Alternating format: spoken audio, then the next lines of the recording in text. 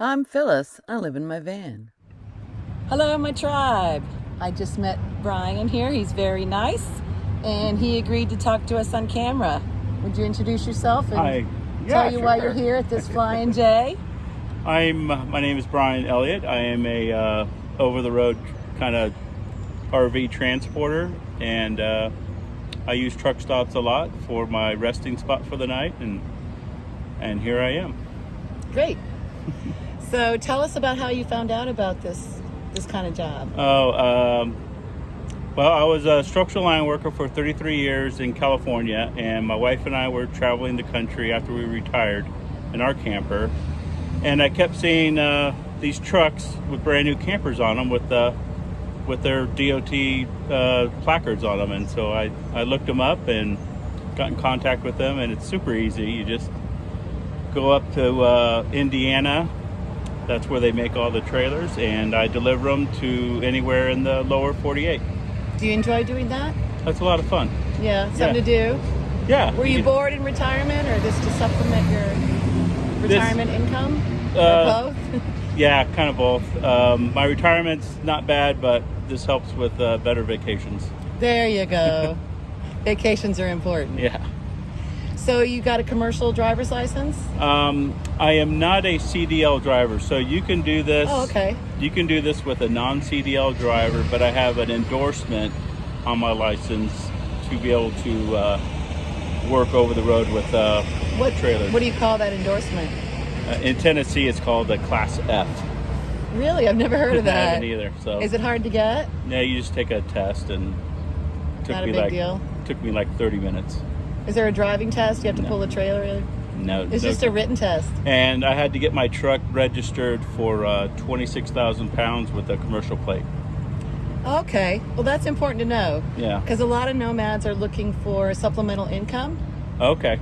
So yeah, that might be something they could think about. Yeah. So it has to be at least a minimum 3/4 ton truck. Could be gas or diesel. They don't care. But minimum they require is a 3/4 ton. And so diesel's probably better. Best, more power. It's you just get better fuel economy with it. But do you ever drive Class A's? No. No.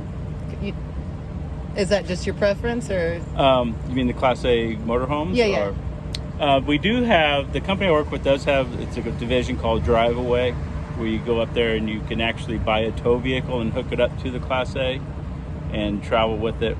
Yeah. To a dealership and then drive your little car home. Your car back. But I don't do that. You don't do that? I just have the truck. So if someone wanted to work for your company, would you recommend your company? Sure. Okay. And I'd recommend using me as a reference because I get a little something for that. Well, absolutely. We'll put your, if you'd like, we'll put your name and contact info in the description. Okay. And then if someone wanted to do that, they'd be able to use your name and with that company. Yeah, I'd get a little, however much. Sign-on bonus. A sign-up bonus, and then I get a little bit of their, not their money. Is it like Avon? You get a commission? Yeah, I do. I get like a penny a mile of what they do. Wow, that sounds great. So yeah, I know, a whole penny. Okay, well, we're going to have that in the description. And y'all, if you sign up for his company, please use his name. Because it won't cost you anything, and it'll help him, and it'll be a little thank you for this video, right? That'd be good, yeah. Okay, can we see your truck? Sure. Your setup? Yeah. So can you tell us a little about your truck? What kind is it? Yeah, it's a Ford F-250. It's just a 3/4 ton. It's 4-wheel drive. What I've done to it to help me with my business is I installed an auxiliary tank in the back. It's a 60 gallons of extra fuel that I carry. In this tank here, I do have my generator that I use at night I have a refrigerator inside the truck, so it helps power the refrigerator at night if I'm not idling my truck. And then I do like to cook and not go out to dinner, so I bring my portable smoker. It's a little Traeger. A little shout out to them. I'm not sponsored. But that's what I wish I'd caught a shot of you cooking. He was cooking these beautiful steaks out there when I came up here. But I do use that to... That's a nice little rig there. Yeah, I do a lot of cooking on that. And It's a lot of fun. Would you recommend that to other people, that brand? Traeger? Yeah. Sure. Yeah, it's nothing wrong with it. It's good. Because people might be thinking of getting something like that. It's always good to hear if someone likes it or not. You do have to plug it into the generator because it does Right. take power to run. It's like a little pellet grill, little smoker. Right. So. But convenient if you have power. Yeah, if you have a generator and you don't. And when you're camping at truck stops, it's not like you can pull out a barbecue grill and no, set it up in the parking lot. I know. So I tried that because it's it doesn't have a flame. It's smoke. So I mean, but it's all internal. So right. I don't think the truck stop people will mind. Oh, they don't care. They're used to generators and trucks running and all that kind of stuff. I will be running the generator. Yeah. Can you show you sleep in here, right? Yeah, I do sleep in my truck. Saves on hotels. So I made a little wooden platform to go over my seat. I didn't want to take my back seat out, but a lot of over-the-road guys do take the back seat out. Oh, well, look at that. You still have a lot of room, even with the seats in there. Yeah, so... But definitely you could take them out and have... more room. Another couple of inches at least. Yeah, it's an 8-inch memory foam mattress. It's really not bad. Those are good. I have one of those. Yeah. And you have a refrigerator? I do have a fridge. I'd like to get a smaller one, but my generator's not running, so the lights aren't on. But that's my refrigerator, and does that size work for you good? That's too big. It's too big. It's too tall. I need to get a smaller one, but I couldn't complain because it's good to have a refrigerator. Yeah, it is. And then what else I've done? I have my iPad set up for my trucking stuff. Yeah, that's nice. And I did get a. They want you to have a camera system on your truck for dash cam. I was going to ask if that was a camera and not the rear view mirror. It is a forward-facing camera and a rear view mirror. Oh, you can flip it around. So you just hit a button and it goes from front to back. Boy, I need to get one of those because I cannot see out the back of my van. Right, yeah, the camera's right in the back window there. Wow. On the inside. I don't think you'll be able to see it from out there. Okay. But yeah, so it's pretty basic setup. It's just a kind of a one-man operation, no But pass. this might be good if you're a married couple. Married couples do this. They lose a lot of the luxuries that I have with the fridge and stuff. Because it's more people inside. Yeah, and sleeping accommodations can be a little tricky then. Right. And but possible. But possible, absolutely. But it's and another thing we have to do to our trucks, we have to put big mud flaps on them. Is that a liability thing? Yeah, it's a company policy for protecting the trailers. So right, you don't want to have it dinged up before it gets there. A bunch of rock dings on them from these awesome American roads that we've got. So that is a requirement.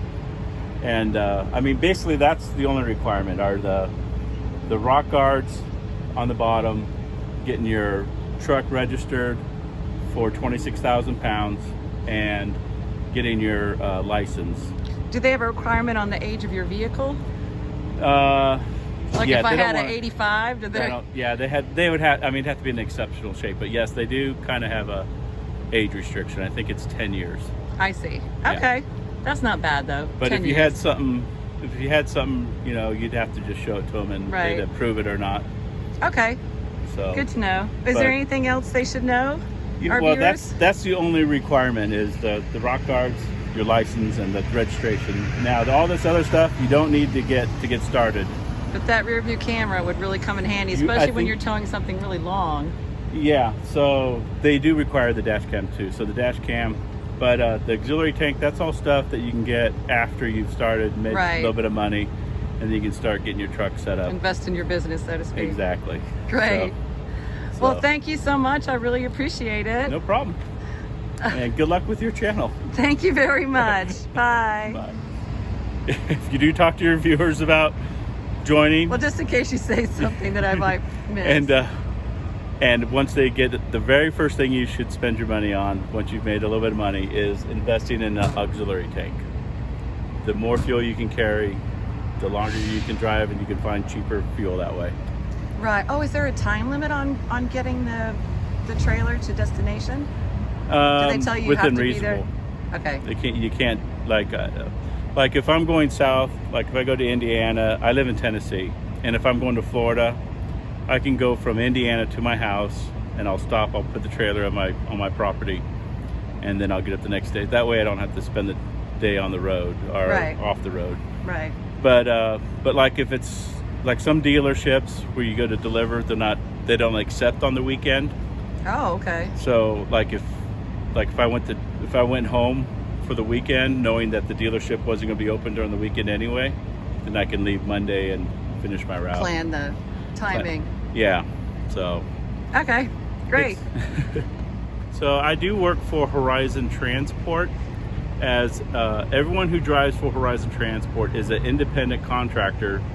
Oh, okay. And they are hired from Horizon to drive for them, for Horizon. So we are hired independent contractors. So their insurance wouldn't cover you. They do have insurance that we use. They have so many drivers that they get a group. It's a pool rate, and then that's what we get the insurance. But you pay for your own insurance through their company. Yes, and everything. I mean, once we pick up the trailer, it's my truck, it's my fuel. I'm responsible for the upkeep on my truck, all the maintenance, the fuel. And as you see right now, I don't have a trailer, so I am responsible. I'm going back to Indiana without any. So it's all you. It's all on me. So. Yeah. Can I ask how much you make, like per run or an average run? It's a dollar amount per mile that we get, and so obviously the further you drive, the more money. What's the dollar per mile? Right, it's pretty low. It's pretty bad right now. It's like I got for this trailer I took to California, I got $1.73 a mile. Oh, okay. So last year when things were a little better, it was up around $2 a mile. But what's different now? Just the economy. The people don't have a bunch of extra income right now. And I think to buy trailers. Haven't RV sales gone down since COVID's eased up? COVID, they skyrocketed. It was Right. an unbelievable year during COVID where we had so many trailers we didn't know what to do with. We could pick and choose wherever we wanted to go. Now it's a little more kind of a fight to get the trailers. You call your dispatcher and you see what they got, and you don't really. Well, you don't have to. So the great thing about being an independent contractor, you don't have to take anything, just anything. You can pick and choose what you want to do. And so I have a set mile marker that to make it worthwhile. To make it worth going up to Indiana to get one from Tennessee. So if my dispatcher can't meet that criteria, then I just decline the trailer and wait. Okay. I'm in a better position than a lot of guys that do this for. They have to do everything that comes their way. I'm retired already, so I have other income. So you have your choice. Yeah, so I can be a little more choosy, but yeah. So it is difficult for the guys right now that are having to do this to support their family. But someone in our position, like we're older, I think that we want to do something part-time just to supplement income. Exactly. This might work for them. Yeah, and another thing I'm learning while I've done this is the best job to ruin a perfectly good truck. Yeah, I bet it is. Towing all that weight. Yeah. So I really enjoyed meeting Brian. He was a super nice guy.